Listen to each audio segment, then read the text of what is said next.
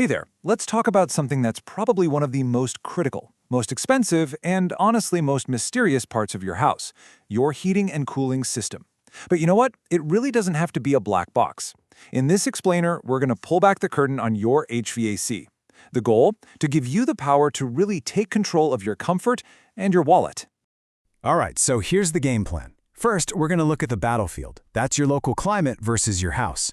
Then we'll dive into the warning signs your system is probably already sending you. After that, we'll tackle the big, scary question, repair or replace.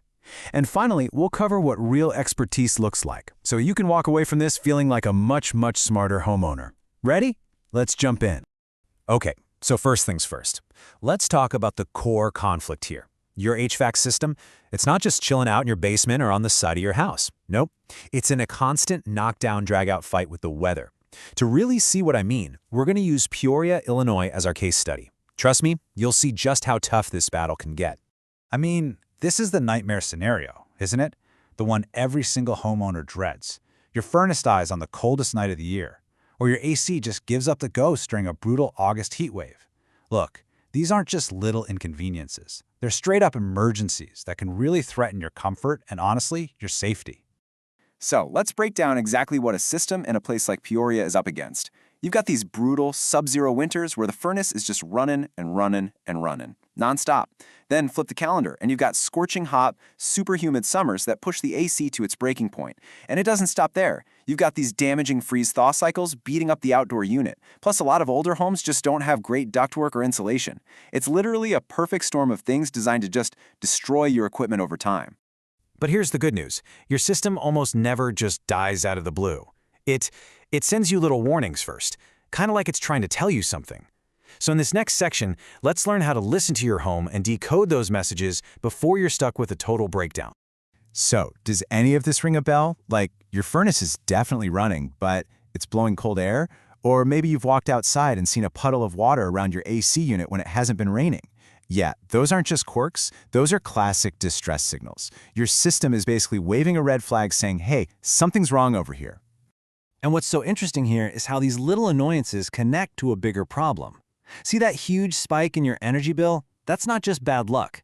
It's probably pointing to something like leaky ducts. Or that weird rattling sound you keep hearing? That could easily be a worn-out part that's just about to give up completely.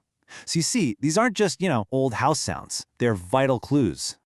Okay, so let's say your system is definitely showing its age, and a technician tells you it needs a pretty expensive fix.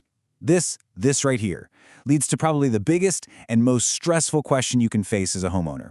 Do you keep pouring good money into this old unit, or is it finally time to just bite the bullet and replace the whole thing? Now, I know that decision can feel absolutely overwhelming, but what if I told you there's a simple little rule of thumb that can make it way clearer? It's called the $5,000 rule, and it's a super powerful tool to help you make a really smart financial call. So here's the deal with this rule. It's a really straightforward bit of math, and it's designed specifically to help you avoid that awful feeling of throwing good money after bad on a system that's on its last legs. All you do is take the age of your unit in years and multiply that by what the repair is going to cost. Let's do a quick example so it makes sense. Okay, let's say your furnace is 12 years old and the repair is quoted at $500. You just multiply 12 times 500 and you get $6,000. Since that number, $6,000, is bigger than $5,000, the rule is basically telling you, hey, you should probably lean towards replacing it. It suggests that replacement is going to be the smarter financial move in the long run. All right, so you've made the decision. You're calling in a professional. So what should that experience actually feel like? Well, a really good, trustworthy company will have a clear, super transparent process, and it's all designed to put you, the homeowner, in the driver's seat. The whole thing should be really simple and predictable. Step 1, you schedule the call. Easy enough. Step 2, the technician shows up, figures out the problem, and, this is key, explains it to you in plain English. Then they give you a written estimate. Nothing, and I mean nothing, should happen without you saying, okay. And step 3, only after you approve that cost, they do the work and then they test the system to make sure it's running right. The big takeaway? No surprises. And please, remember this if you remember nothing else. Getting a complete upfront price in writing is the absolute #1 sign of a true professional. If a company is hesitant to put the cost down on paper before they touch anything, that is a massive red flag. Seriously, this one simple step gets rid of all those awful surprise charges and makes sure you're the one in control. So let's dig a little deeper. What does real expertise actually look like? Because it's so much more than just a friendly person who knows how to fix the broken part. Real expertise is about a deep understanding of all the stuff behind the scenes, the safety codes, the engineering, all the legal requirements that are there to protect you and your home. This is your checklist for a true pro.